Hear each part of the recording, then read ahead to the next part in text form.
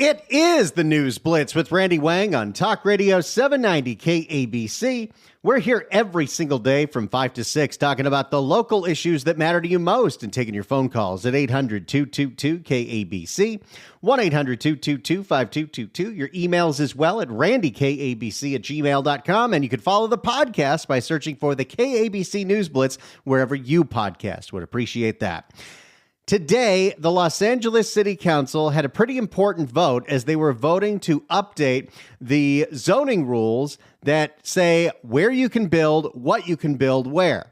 And while they were voting on the recommendations from the Planning and Urban Use Management Committee, several members of the LA City Council, most notably Nithya Raman and Ulysses Hernandez, put forth an amendment that said, you know what we should do? The way that we're going to solve this housing crisis is if we eliminate single-family zoning. If you have a single-family neighborhood, we should make it so any single home can be bought and turned into apartment building. It's the only way we're going to build the 450,000 units that Gavin Newsom says the city of Los Angeles needs. Well, I have some good news for you. Nithya proposed it. The city council debated it. And even Hugo Soto Martinez said no. Yeah, clap that up. Nithya's proposal to make it so we could destroy single-family zoning lost by 10-5. Who were the 5 that supported it? Nithya, Ulysses, Curran Price, President Marquise Harris Dawson, and brand new member Isabel Urado. I think that was her first vote. But let's go ahead and listen to the LA City Council meeting. And let's start with my girl, my down-ass kid, Imelda Padilla, do the incredible important service of asking the people on this task force to explain in human terms what the actual F they're talking about. I don't know how complex this might turn out to be. We are going to be asked to vote today on, to me, what come off to be competing amending motions. So I was hoping that for the record, you can tell us about the differences between the options that were presented to us, so that as we vote on these amending motions. See, I love this. City Council never does this. They never straight up tell the public what it is they're voting on. You have to be a nerd like me and listen to the committee meetings to hear what they're actually voting on. But Imelda, maybe she needed it explained to her. Maybe she knew it should be explained to the constituents so they know why she voted the way she did. And she did not vote to eliminate single-family zoning. We know the difference between option 1 through option 6. If you could just kind of give us a general description of what each one would do. Well, let's find out. Blair Smith, Senior City Planner. She sounds like a ball. Blair Smith, Senior City Planner. I believe the motion before you today only speaks to 2 of the 6 options proposed in the City Planning Commission report. Those options are option 2 and option 6. Option 2 would amend the mixed income incentive program to allow single-family properties to be eligible if on opportunity corridors near transit. Now, what does this mean? What are they talking about? Even her trying to dumb it down, we still have to dumb it down. See, the city offers all kinds of tax incentives if you are to build affordable housing or to build new housing. And again, affordable housing is a strange term because how exactly is it getting affordable? Is it being subsidized? We don't know. But this would have made it so you could you can get tax incentives for buying a single family home and turning it into a 16-unit building. Now, current state law has kind of eliminated zoning in a way that I could take my property right now and I could turn it into a 4-plex if I wanted to. I don't want to. The development. But there's a big difference between a 4-plex and a 16-plex when you talk to your neighbors about parking and, well, I'm going to say sewage. I would use the word that rhymes with parking, but this is a family show. The development potential would be between up to 16 units in our most transit-rich locations, scaling down to... And what does transit-rich mean? Well, see, this is the thing, and this is what the state law did as well. If you live in a neighborhood where a bus comes by every half hour, you're in a transit-rich neighborhood, which means that parking doesn't matter, which means we can build as dense as possible without having to think about cars. which is not realistic in the city of Los Angeles. Up to 16 units in our As much as I hate driving, there's no other way for me to get to work. up to 16 units in our most transit-rich locations, scaling down to 10 units and over to 6 on our lower transit headways, places where buses frequent about every 30 minutes. So the proposed amendment would mean that we could take any single-family home and, depending on how many buses come around, turn it into a 6-unit, a 10-unit, or a 16-unit. That'd be quite a lot. All right, Nithya, I'm all ears. Tell us why we need to do this. I don't know if we're going to get through all of what Nithya had to say, but Nithya had a lot to say because this is her baby. Because you know how if you ever meet a vegan, the only thing they'll ever tell you about is that they're a vegan?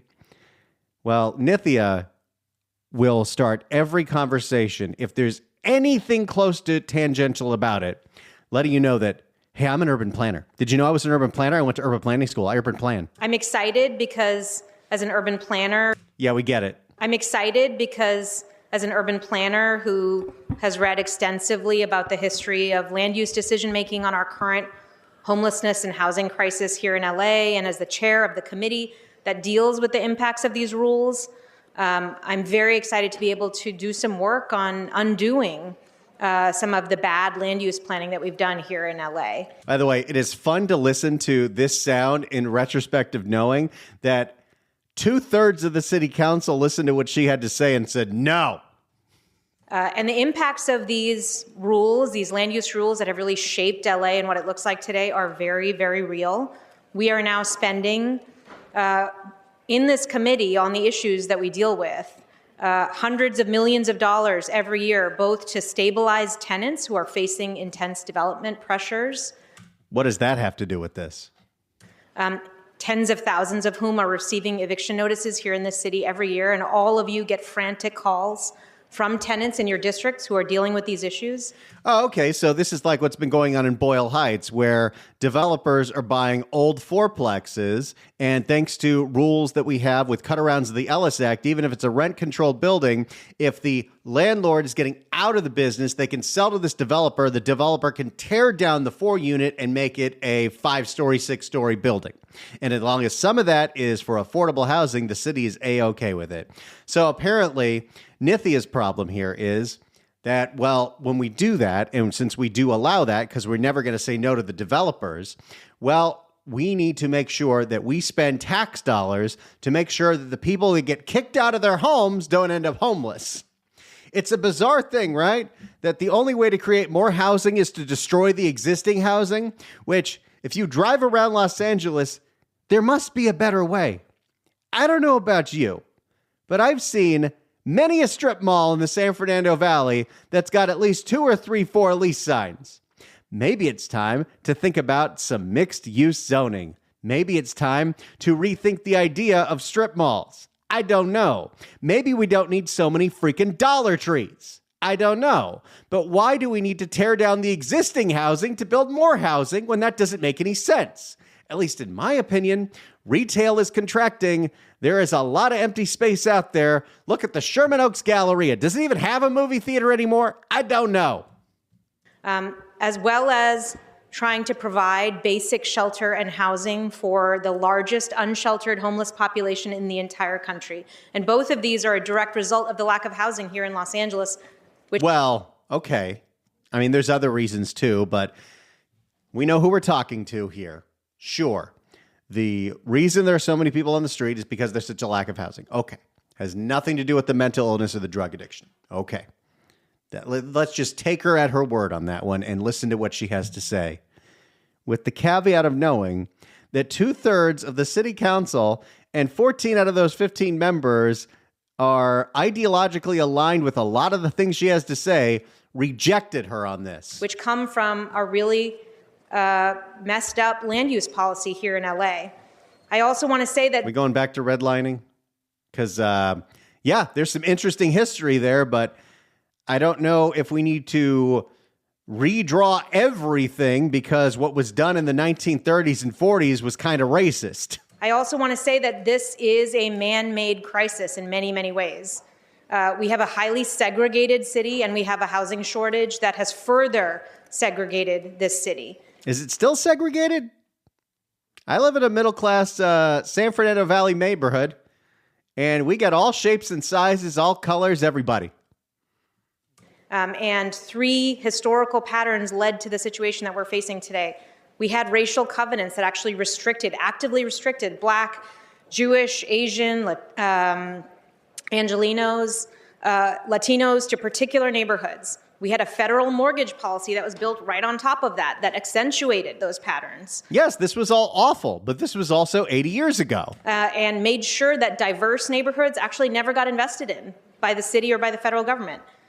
And we had active rezoning that prevented the construction of multifamily housing in many neighborhoods, enacted upon the city by local officials who were very, very eager to kind of keep neighborhoods intact that were coming into place in the past few decades. Well, that's because you have elected members of the city council representing constituents. And if your constituency is a lot of single-family neighborhoods, people like their single-family neighborhoods.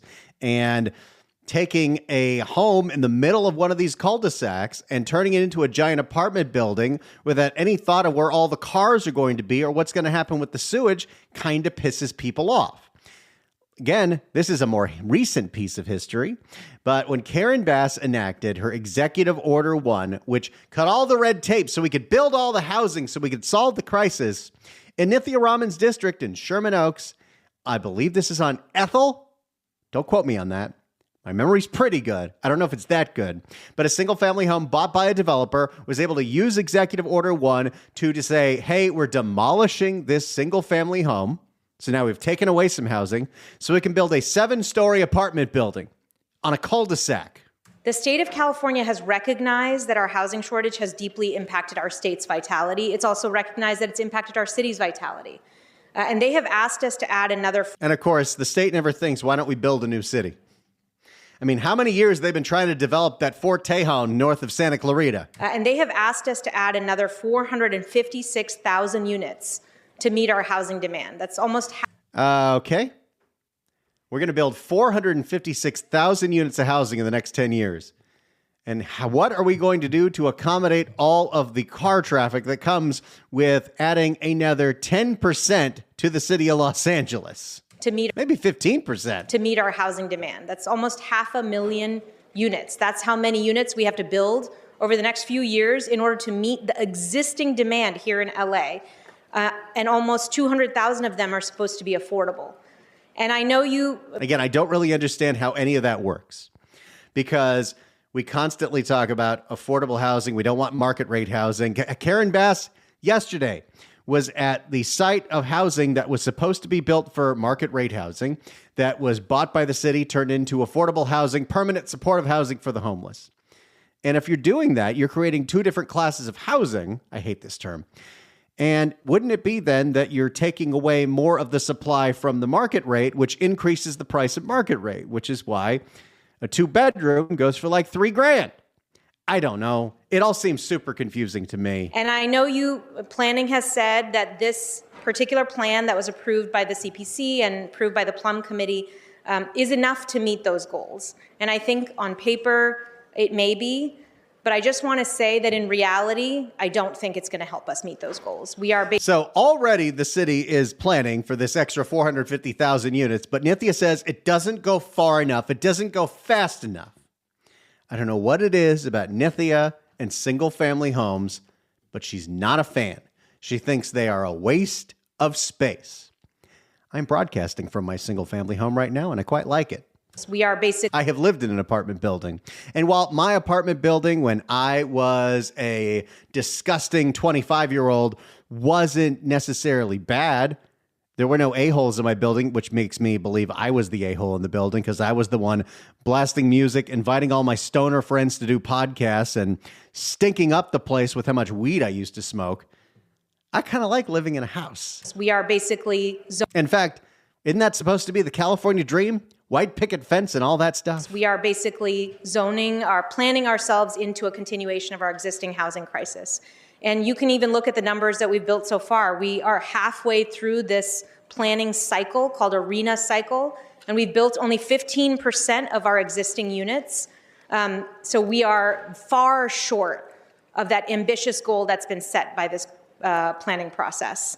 So Nithya thinks the only way we're going to get to these goals that Gavin Newsom has passed on from on high is to tear down single-family neighborhoods and put up a whole bunch of apartments, urbanize Los Angeles in every way possible, even the San Fernando Valley, which is nothing but houses and strip malls. Do you think the only way we're going to solve the housing crisis in Los Angeles is to destroy single-family homes? Is that what we need to do in the name of equity to right the wrongs of the 1940s? You tell me. You're homeowners out there. You live in Los Angeles. Maybe you're a constituent of Nithya Raman. Give me a call, 800-222-KABC, 1-800-222-5222. Do you think the only way we can solve the housing crisis in Los Angeles is to tear down single-family homes in the name of equity to right the wrongs of redlining? 800-222-KABC, 1-800-222-5222. I got a lot more sound of Nithya. I got a lot of sound of Ulysses, Hugo, Imelda. We're going to hear them all as we discuss the housing crisis once again. It's the News Blitz with Randy Wang on Talk Radio 790 KABC.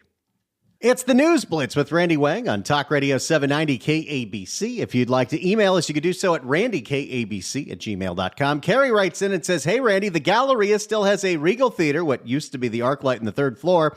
In fact, I'm going over to see Craven the Hunter this weekend." Good luck with that. They're supposed to install an IMAX and a 4D theater, but they've been saying that for the past 2 years, and they haven't constructed anything. Ever since the Galleria reopened after the Northridge quake, all the retail stores have never been filled to capacity. There is always empty retail space. That mall has always felt like half a mall. Like if it didn't have the gym and it didn't have the movie theater, what are you going just for Buffalo Wild Wings? And then 2 blocks over, you've got Fashion Square, which is close to my heart because that is the mall I used to go to with my grandparents all the time. But that place, tons and tons and tons of empty space in there. Retail seems the way, like if we need to build more housing, we need to do what Burbank is doing and Santa Clarita is doing and start redeveloping our malls to add more housing. But no, Nithya says we got to get rid of single-family homes and turn onto apartment buildings in the name of equity because redlining was bad in the 40s. What do you think? 800-222-KABC, 800-222-5222. Let's go to Jose in West Covina. Jose, hello. Hello, how are you? Doing great. Randy? Yeah. You hear me? Hey, I can hear you. I'm a first-time caller, but I listen to you all the time.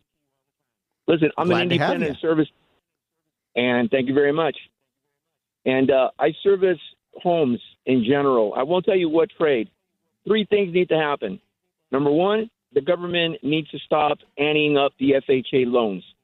That just limits the amount of people that can actually buy. The next thing is foreigners should not be allowed to buy in the United States, only American citizens.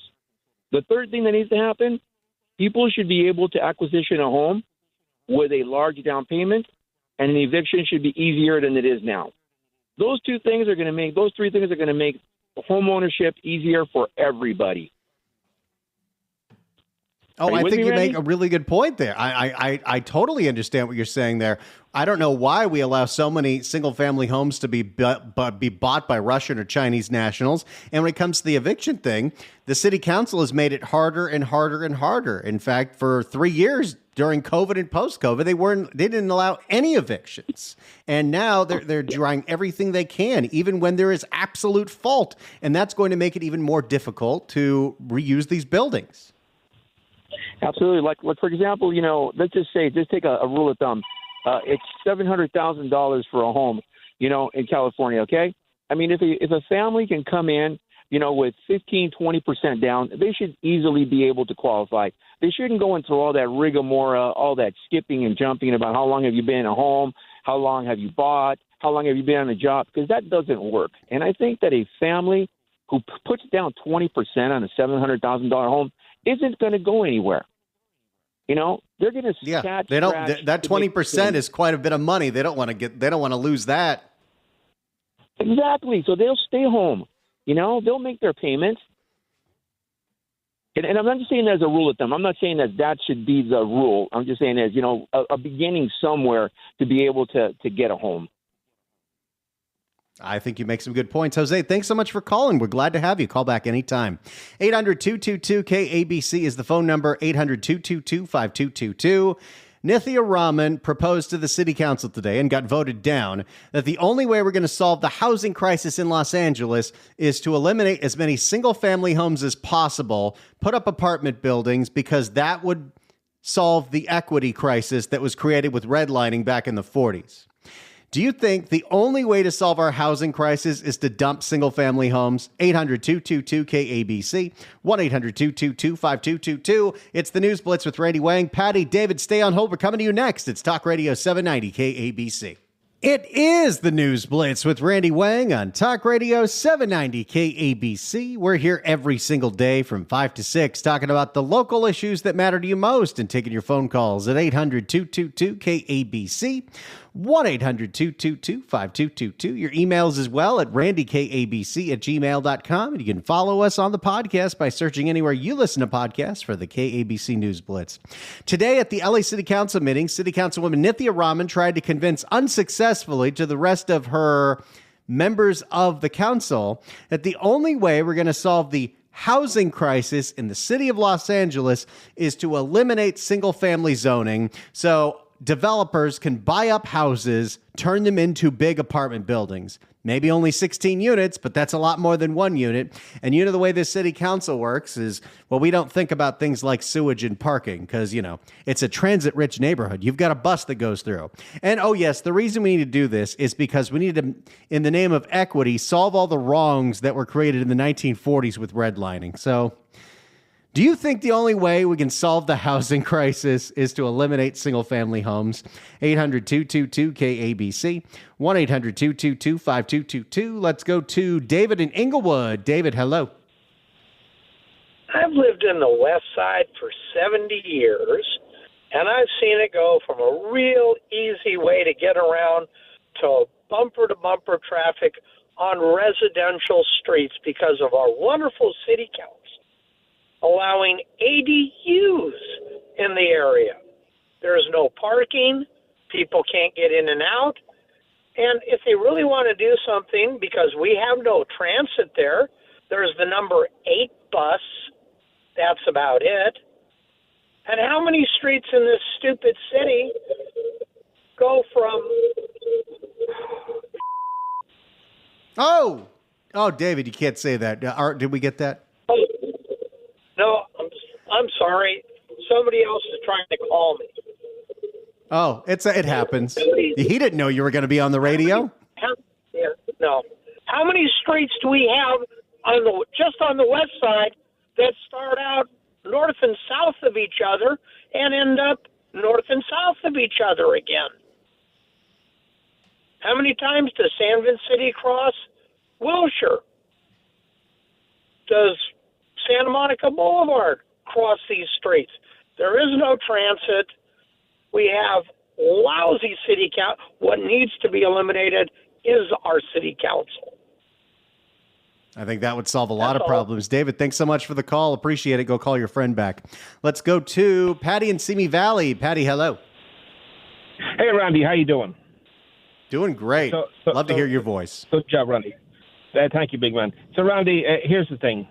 So the city of Los Angeles is running around trying to find out what the problem is with the homeless. But let me tell you, Randy, they're the problem. They're the problem. They have created all of this, Randy. They have created everything that's happening right now because it's unaffordable. Living in Los Angeles is completely unaffordable because you're taxed to death, Randy. I recently got a permit for an ADU I'm constructing, right? And the permit wasn't too expensive.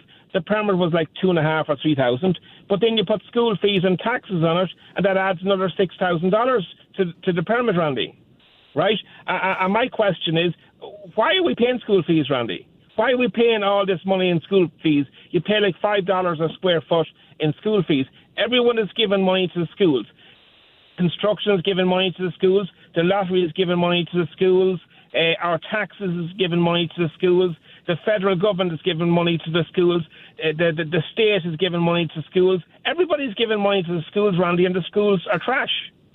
It's amazing. And that's what's holding up construction. People can't afford to do it because of taxes. That's a really good point. And yes, when I see my property tax bill, boy, a lot of that goes to the local schools. But yes, you're right. Okay, one of the things that the state wants us to do to build more housing is if you've got the room in your lot for it, and hopefully you don't want to piss off your neighbors too much, you build an ADU. But they need to tack on all these extra fees when you're doing the thing they want you to do. That disincentivizes people to do it. Can't afford it. People can't afford it, Randy. They're the problem. They're the big issue. And your previous caller brought up the best point I've heard in a long time. If you come to the table with 20% down, you should be able to buy that house. But you can't, Randy. They'll drag you through the ringer for 2 or 3 weeks trying to prove this and prove that. It's a nightmare. If you have 20% down, you should be able to walk into a house tomorrow morning. Simple as that. I think you make a really good point. We got to simplify that process. Patty, thank you so much as always for the call. Love hearing that guy. 800-222-KABC is the phone number. Let's go to Frank in Orange County. Frank, hello. Hey, Randy. I just want to emphasize how bad our infrastructure is. Our current infrastructure is already in bad state. And we're just going to add more and more people to an already crumbling infrastructure. It doesn't make sense. And I'll tell you how we got here. We got here because we have a bunch of anti-growth people in Sacramento that are taking money from people and being influenced by, unfortunately, people like the Coastal Commission that they don't want anything built anywhere near the coast, and basically the whole state is on the coast. So everything is protected and everything is sacred, and everyone's a NIMBY. No one wants anything infrastructure-wise, power, water, etc., refineries built in their backyard. Even if we do have a substandard economy in 10 years or 20 years, we don't have the infrastructure to support all of this building. It's just absolutely a mindless act by desperate politicians that are just digging the hole deeper every single day. Well, and to that point, Frank, you look at all of these housing mandates that Gavin Newsom has put forth, where LA's got to build another 450,000 units. Huntington Beach has to build another 80,000 units. You know what was the only county exempt from all this? Marin County, on the coast where he lives. Interesting. Yeah, isn't that wild? No. Frank, thanks so much for the call, buddy. Appreciate it. Let's go to Robert in Thousand Oaks. Robert, hello. Hey, thank you for taking my call. Appreciate what you do. I'm a builder. I've been a builder for 35 years. And the biggest problem I see is, let's say we're addressing the homeless, is that we could build smaller homes, a 3-bedroom, 1-bath, or even, smaller than that. But we need to use like linoleum flooring. We need to do the low cost of countertops, bathrooms, have them prefab. We've been doing this for 100 years. We know how to build. We know how to do it cost effective. The way that these prices are coming up as far as doing a condo for $650,000 per unit, it's incomprehensible. I mean, it's just my grandfather in World War II had a 3-bedroom, 1-bath, and there was no luxury items in it. It was very simple. And, he raised 6 kids, 5 girls, one boy, and they all had the same bathroom. Yeah. Your phone's connection's kind of getting weak, so I gotta let go of you, Robert. But thanks so much for the call. Right now, with how expensive it is to build for the people that can get the funding to build, it almost seems like you have to build a 2-story or a large luxury home, because the small little 2-bedroom houses that you used to see that are, the ones that were built in the 40s, 50s, and 60s, those just aren't feasible anymore. We got to find a way to make that happen. You can't even build a starter house these days. That would be great. We'll keep going with your phone calls, 800-222-KABC. It's the News Blitz with Randy Wang on Talk Radio 790 KABC. It's the News Blitz with Randy Wang on KABC. Let's go back to the phones and go to Caesar in beautiful Long Beach. Caesar, hello. Hey, how you doing? Doing great. Can you hear me? Yeah. Oh, okay, sorry. So, yes, I have a couple of things that I wanted to mention was regarding the homeless. I mean, I have a feeling what we should do in California is basically purchase large lots of acres, lands in the high deserts, ship all the homeless over there, build a small community, and let them self-sustain over there. And I think that would be great for them to learn how to, get back in the workforce by helping, grow, food or clean up the areas, things like that. I don't know, just like a small little community for them. And also, a lot of these homeless people are coming from different states where we should get income coming from those states for their citizens coming over to California. And regarding the single-family homes, I think what they need to do is they need to eliminate any type of entities purchasing single-family homes. I mean, that's why prices of homes go up because of that. A lot of the starter people, a lot of single-family home families that want to purchase, starting their new life with their families, they can't afford it because somebody has full cash to purchase it, and the prices go up, and it's ridiculous. So they need to eliminate entities to purchase single-family homes and let regular people just purchase homes. I mean, you are so right about that, Caesar. I mean, that's what's going on in a lot of coastal communities, including Long Beach, but especially San Diego, where these big investment firms like Blackstone are buying homes all cash so they can turn them into rentals, so they can raise the prices. But it is pricing out people that want to do what they're supposed to do, buy a home for their family. If you're buying a home as an investment, not to live in it, there's got to be, a fast track for people that actually want to use the home as it's intended. And we've got to have some kind of restriction on that because it's getting completely out of control. You're totally right about that, buddy. Thanks so much for the call, Caesar. Appreciate it. Hey, how about this? This is something everyone can agree on. 790 KABC welcomes Stevie Wonder to the Crypto.com Arena on December 14th. That's this weekend. Tickets are on sale now at AXS.com, but right now, call in number 9 at 1-888-795-2222. Gets a pair of tickets to the show. Tickets furnished by Golden Voice. Good luck dialing. It's the News Blitz with Randy Wang on Talk Radio 790 KABC.